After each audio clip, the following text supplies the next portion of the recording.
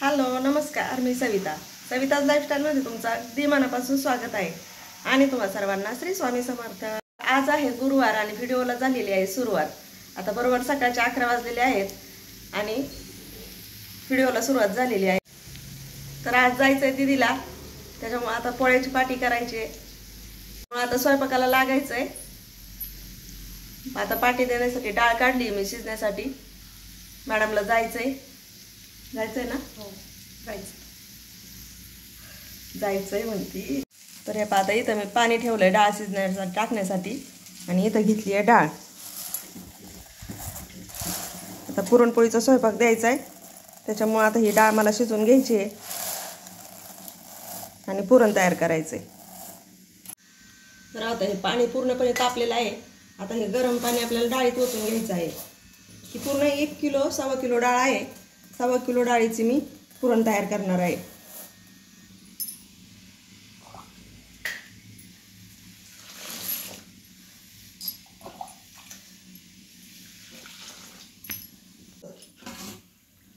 त्यालाच सांगितलं पाहिजे।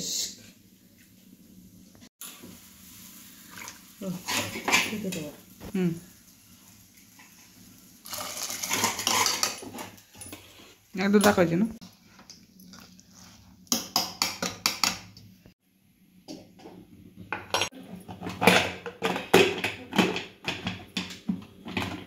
त्यांना ताप नाही द्यायचा।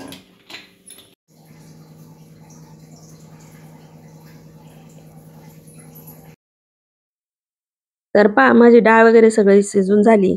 त्यानंतर डाळ परतून पण झाली आणि शेजारची ताई आल्या होत्या मला मदत करण्यासाठी। त्यांनी बेसन पीठ भज्यासाठी कालवून ते भजे करायला लागल्या होत्या। माझी डाळ परतून झाल्यानंतर मला करायचे होते हावरीचे लाडू। तर मी हावरी भाजण्यासाठी घेतली होती आणि चांगली मंद गॅसवर मी हावरी भाजून घेतली। तर इथे मी पोळ्या, आमटी, भजे सगळं काही उरकून घेतलं होतं। हावरीचे लाडू केले होते, हावरी म्हणजे तिळाचे लाडू केले होते आणि त्यानंतर आता दीदी निघली होती जाण्यासाठी। जेवढं केलं होतं ते सगळं पॅक केलं आणि आता तिची ओटी भरण्यासाठी आम्ही आलो होतो आणि सगळं सामान पण गाडीमध्ये नेऊन टाकलं होतं। कसं आहे ना, आपल्याकडे सासरी मुलगी जाताना तिची ओटी ही भरली जाते, त्यामुळे आम्ही पण तिची ओटी भरून घेतली। आपल्या मुलीची ओटी न भरता कधी तिला सासरी पाठवू नये असे म्हणतात, त्यामुळे आम्ही तिची ओटी भरली, हळदी कुंकू लावलं आणि नंतर तिने आमचं सगळ्यांचं दर्शन घेतलं आणि मग निघालो। दीदीला सोडण्यासाठी आम्ही सगळेच निघालो होतो, कारण साहेबांना गाडी चालवायची होती आणि त्यांनी आजारपणातून उठल्यानंतर पहिल्यांदाच गाडीवर ते बसणार होते, त्यामुळे त्यांना पण एकट्यांना पाठवू शकत नव्हते आणि मुलांनाही रात्रीचं घरी ठेवू शकत नव्हते, म्हणून मग आम्ही सगळ्यांनीच जायचा निर्णय घेतला।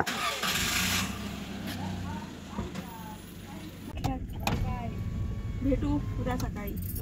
डायरेक्ट यात्रा। Bye bye.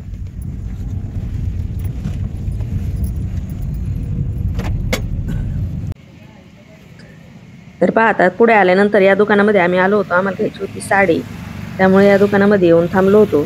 निघायला बराच उशीर झाला होता, 5:30 वाजून गेलेले होते, त्यामुळे घाईघाईत साडी इथे घेतली।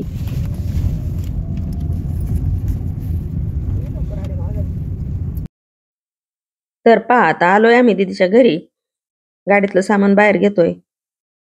तोपर्यंत बबलूला म्हणलं तू पाटी घे आणि दीदीला घेऊन पुढे जा, तोपर्यंत आम्ही सगळं सामान काढतो।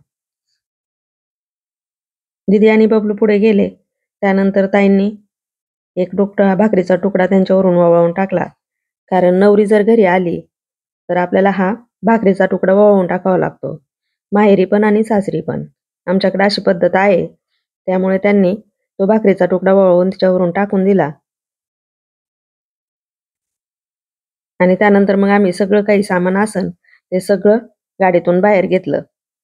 त्यानंतर दीदीच्या सासूबाईंनी बायकांना हळदी कुंकासाठी बोलवून घेतलेलं होतं, त्या सगळ्या आल्या होत्या, कारण पाटी सोडताना हळदी कुंकासाठी बायका बोलवावंच लागतात, म्हणून त्यांनी बायका बोलवल्या होत्या आणि इथे हळदी कुंकाचा कार्यक्रम आणि पाटी सोडण्याचा कार्यक्रम खूप छान पद्धतीने साजरा झाला।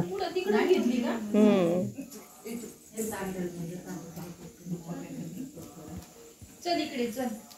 2 मिनिट। अयोध्येमध्ये राम, भगवान रावाच्या चरणीच माझे 4 धाम। वाह त्याची कालिका राहुलचं नाव घेते गुबळे घराण्याची बालिका. चला नाही वहिनी घेणारच एकदम एकच नंबर आता. मॅडमचं राहिलंय त्या सुनबाईचं ऐकायचं आपल्याला. नमन तारे पहावे निरखून अविनाश रावांसारखे पती दिले वडिलांनी पारखून. अरे वा खूप छान. कुळकू लावते ठसठशीत सुभाष रावांसारखे पती मिळणे हेच माझे पूर्वसंकेत. अरे वा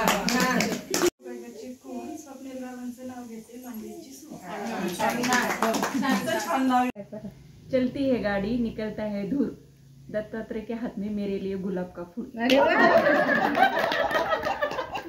रोमॅन्टिक नाव घेतलं. घ्या आता.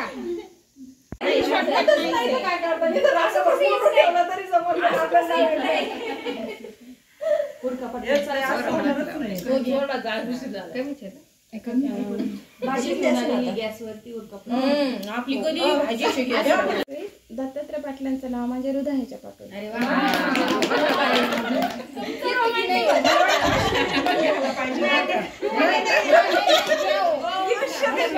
मला माहिती आहे पण त्यांना नाव घ्यायला माझं काय म्हणणं आहे कळलं ना आता. मला कळलं तुमचं म्हणणं पण नाही पण तुम्ही आता आहेत ना आमच्यात मग नाव घ्या. नाही ना पण मी सांगितलं आले त्यांना का म्हणतात कोण आली असं झालं.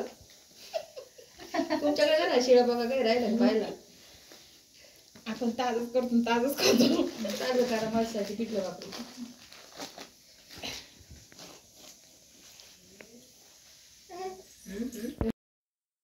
पाटी वगैरे सोडली, उखाणे पण झाले आणि त्यानंतर मग जे काही आपण पाटीमध्ये नेलं होतं ते पण बायकांना देऊन झालं आणि मग दीदीने सगळ्यांचं दर्शन घेतलं. अशा पद्धतीने दीदीच्या घरी हळदी कुंकाचा कार्यक्रम झाला आणि पाटी सोडण्याचा पण कार्यक्रम झाला. सगळ्या बायका गेल्या. त्यानंतर आम्ही जेवण वगैरे सगळं केलं आणि मग आली मानपानाची वेळ.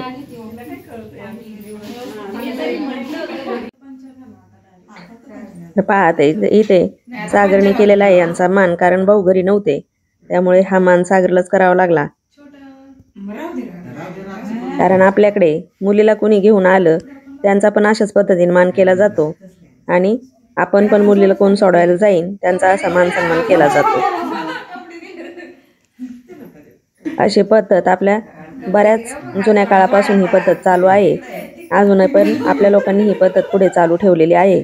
आता किती दिवस ही पद्धत चालू राहते हे माहीत नाही, परंतु जोपर्यंत आपल्या हातात आहे तोपर्यंत आपण ही प्रथा चालू ठेवू शकतो. ते बरोबर आम्हाला 11 वाजले होते निघायला. सगळं आवरून आम्ही 11 वाजता निघालो होतो.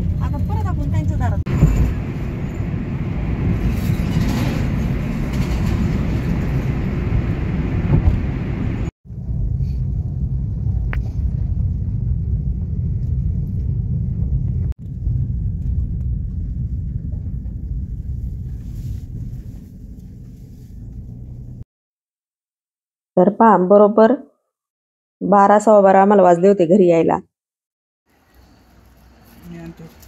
तर हा दिवस आहे दुसरा आणि वेळ आहे संध्याकाळची. सगळे शाळेतून आले होते. आता इथं आमचा रोड झाला आहे त्याच्यामुळं मग थोडासा बाकी होता इथं आमच्या दारासमोरच, म्हणून म्हटलं चला थोडा तेवढा राहिलेला कोबा करून घ्यावा. बबलूनी आणि आयुषनी सगळी खडी आतरून घेतलेली होती. मग आता त्यांना म्हटलं चला आपण सिमेंट पण आणू आणि हा कोबा जरा करून घेऊया. त्यामुळे आम्ही तिघांनी मिळून हा कोबा करून घेतला.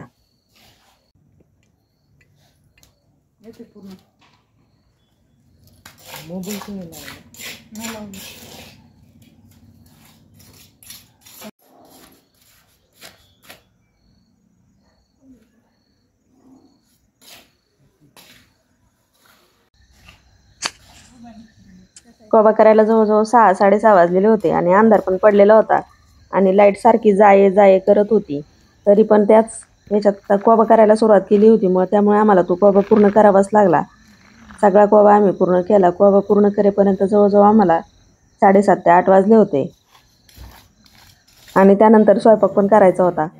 स्वयंपाकामध्ये मी अगदी साधी आणि सोपी अशी हरभऱ्याची भाजी करायची होती,